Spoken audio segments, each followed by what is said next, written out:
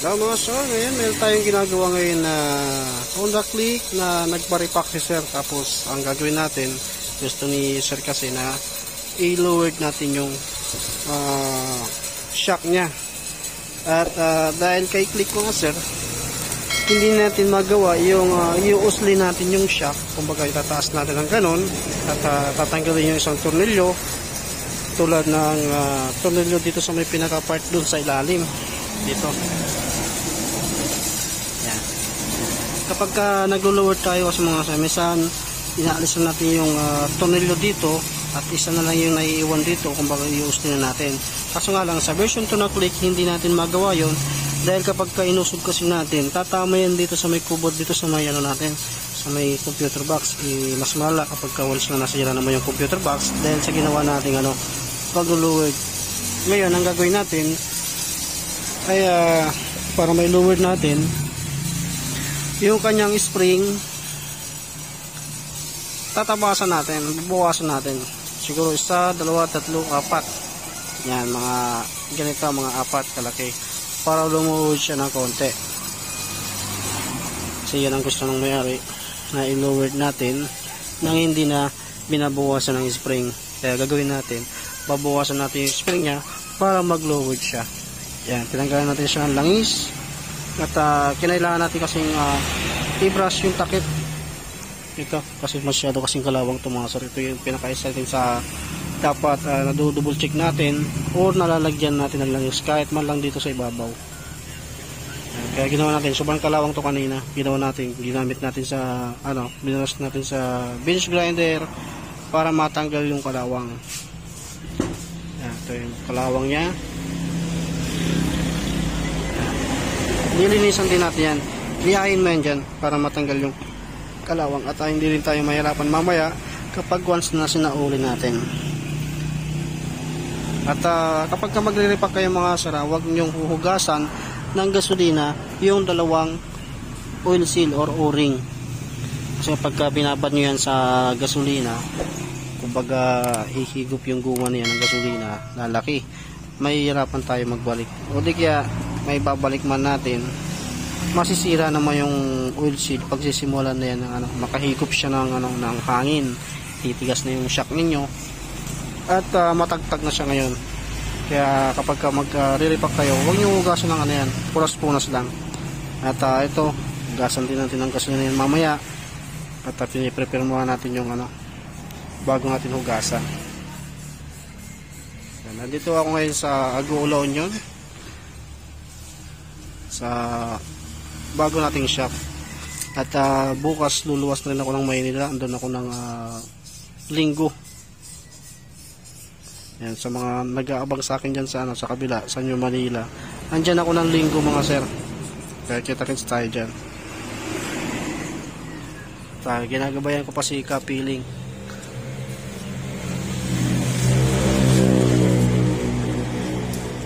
At gagamitan natin na langis or yung pork oil, hindi yung yung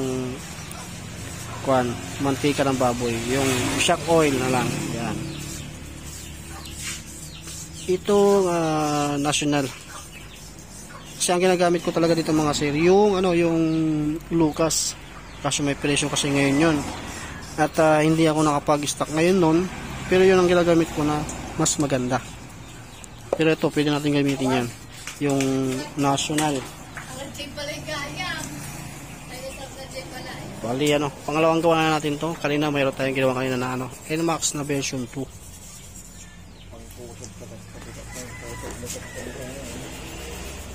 Maya ulit tawasan natin yung yung spring shock at hugasan natin ng gasolina. Ito yung laman ng ating shop. Susunod magkakaroon na rin ako ng stock na Honda parts, siguro mga next week pagbalik ko ulit. Kasi ginagawa ko mga sir, 1 week ako dito sa La Union, dito sa shop sa La Union, 1 week din ako sa shop dun sa Maynila, Rigari.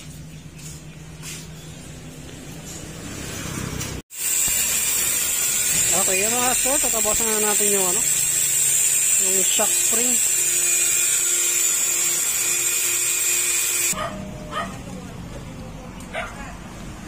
Yan mga sir, ito yung itinabas natin dito sa front shock spring.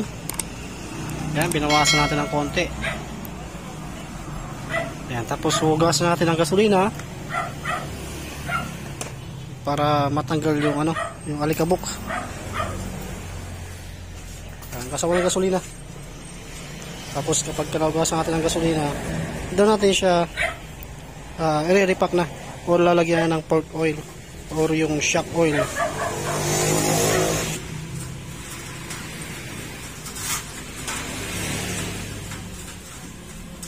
Yan, nagasan natin ng ano, gasolina. Tapos saka natin siya hahanginan. Yan, nagasan natin, tapos ilalagay natin ito mga sir. Yan. Yan po yung ano, forma niyan mga sir, kasi nagtabas tayo ng spring at lulubog talaga siya. Ngayon kapag nilagay natin yung cover nito o yung takip dito, bababa siya ng konti. Ganyan, nagluluwag na siya. Okay, lagyan mo ng shock oil. Tapos kapag maglalagay kayo ng shock oil mga sir, kahit hindi nyo nasugatan yan, or kung may panukat naman kayo, mas maganda. Pero kung hindi nyo pa rin makuha yung sukat, kasi tulad din natin na nag-DIY lang, may mga pamamaraan tayo dyan para makuha natin yung saktong-saktong ano, yung ilalagay nating shock oil sa shock natin sa harapan. Kailangan ano, lagyan nyo muna, tapos bombayin ninyo para matanggal yung hangin dyan sa shock oil. Yan, parang ganyan. Tapos talagyan nyo uli hanggang sa mapuno nyo yung pinakasagad nya. May makikita nyo yan after nyang mapuno or masiksik or matanggal yung hangin.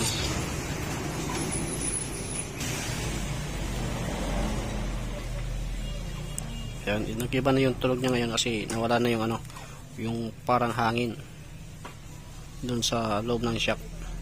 Ngayon kukunin lang natin yung pinakasagad na ilalagay nating oil. Yan, example nyan, gawin nyo, isagad nyo lang itong inner, sagad nyo dyan, dapat makikita nyo yung langis na nasa ibabaw na siya. Yan, parang ganyan. Tapos bumbay nyo lang para matanggal uli yung hangin. Yan, kapag ginanyo siya at hindi na nagbabawas ng langis or hindi na lumulubog, ibig sabihin, saktong-sakto na yan. Yung ganyang laki ng ano ng shock oil natin mga sir, hindi nyo po yan mauubos sa dalawang shock na ganito sa Honda Click. Yan, pagka napuno nyo yung mga sir or naisakto nyo na yung langis ng shock at pagka ilalagay nyo na yung cover na yan, kasi may o-ring yan, at para hindi masira yung ating o-ring, lagyan nyo siya ng grasa dito. Tapos gagamitan nyo siya ng ano, ng special tools sa parang ganan. Okay, lagay mo na, lubog mo na para maya. Yan, tapos gagamitan natin yan. Kasi dati hindi pa ako gumagamit nito, ginagawa ko talagang pahirapan. Yan, tapos siyempre huwag mo isasagad. Yan.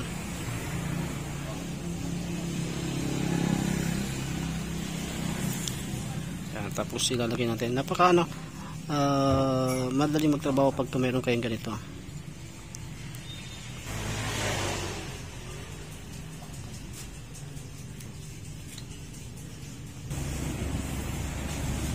Ilubog nyo yan. Tapos mayroon pong lock yan. Tapos yung sa lock na yan mga sara, unatin nyo, ibukan nyo ng konti para pitid na pitid kapag binalik nyo doon sa loob ng ano, ng inner.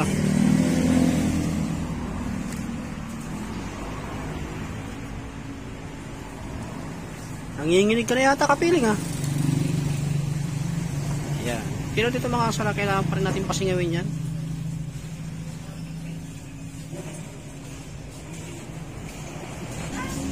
Yan, pagka once na ganito na ibalik nyo na siya, lalagyan nyo pa rin siya ng, ng pantulak dito.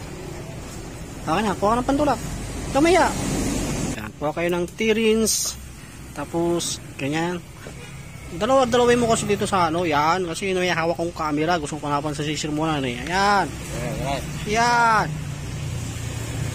Yan, pitaw dito taas. Tapos, ibalik mo na yan. Yan. Gagawin nyo yung mga sara. Ilubog nyo tong inner. Tapos, ilubog nyo rin to.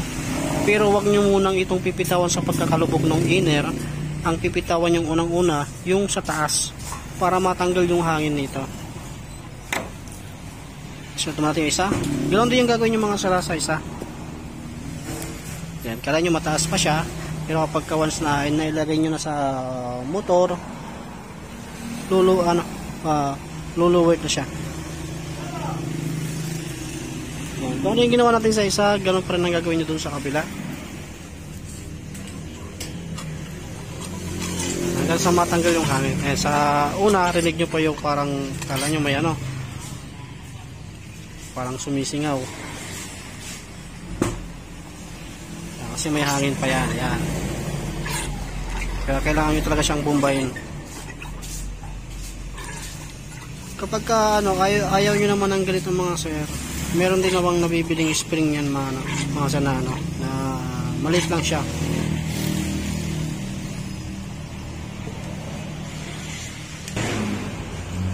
Ayan. Ngayon nag-iba na yung tunog nya kasi wala na siyang hangin at ayan, yung langis nasa ibabaw na.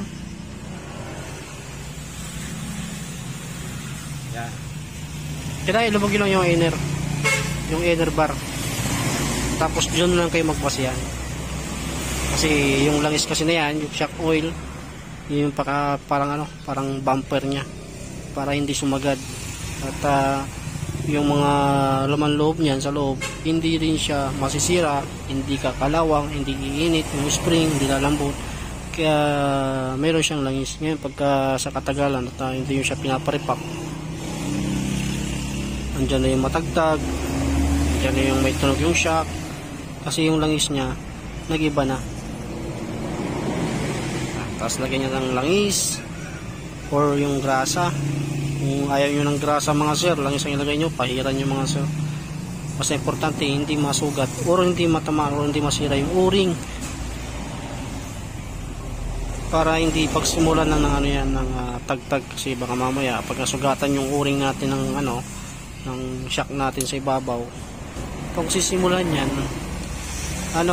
hihigop na siya ngayon ng hangin, doon na uli siya natatagtag. Kaya siyempre ginagawa namin para makaiwas sa pagkasira, imbes na makatulong tayo, mas lalo pang masisira yung ginagawa natin. Kaya kailangan talagang maingat. Kung personal nyo namang motor yung ginagawa ninyo, di ba aling matagalan kayo, at least sarili nyong gamit yung ginagawa ninyo mga sir. Kaya pwede nyo rin pagkakitaan ito mga sir, kasi basic lang talaga siya.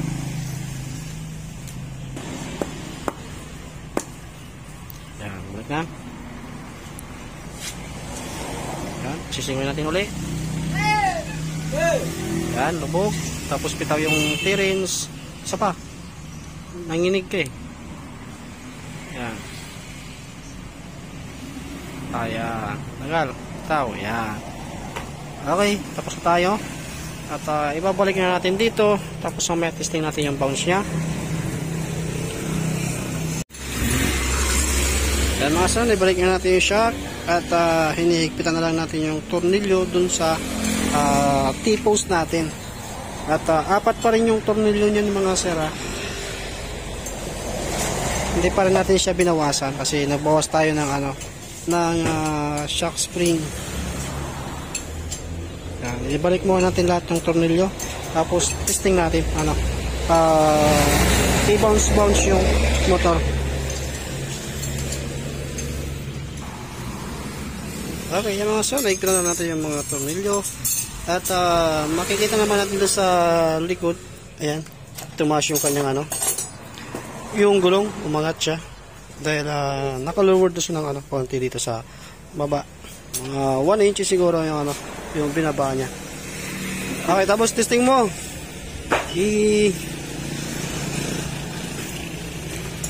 Kasi sir, yun si sir yung may-ari mga sir.